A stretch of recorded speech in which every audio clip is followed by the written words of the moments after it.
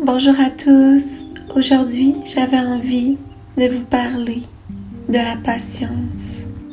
Parce qu'en vivant avec la fibromyalgie, cela nous impose un rythme que le corps dicte sans toujours prévenir.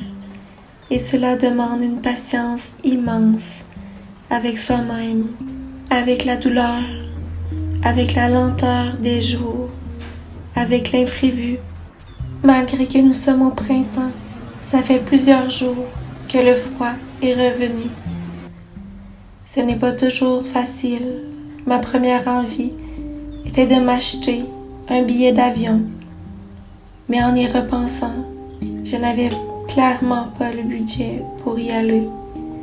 J'ai donc décidé d'aller en nature, de m'habiller chaudement, d'aller en nature et me donner un défi, de voir de la beauté et de trouver du beau sur mon chemin.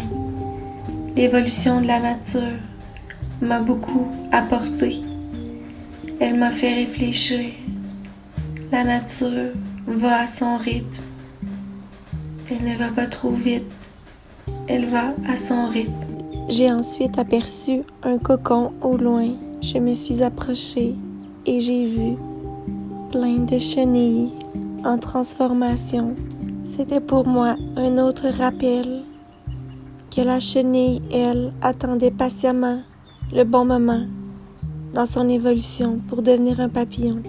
Quand on se permet d'être dans le moment présent et d'être à l'écoute et attentif au message de la nature, c'est comme si la nature me renvoyait l'image de ma propre expérience en lien avec la fibromyalgie. Je suis dans un cocon, tout comme elle, non pas enfermée, mais en transformation lente, invisible aux yeux des autres. Je suis en train d'apprendre la patience active, celle qui attend sans renoncer, comme si on me disait « Tu es en train de devenir quelque chose de plus grand, même si tu ne le vois pas encore. » Ça me rappelle aussi que je ne suis pas seule dans mon cocon.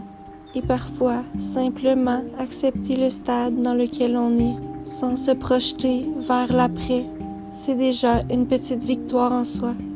Nous devons créer un rythme qui respecte notre corps, diviser les tâches, alterner entre le repos et l'activation du corps, rester souple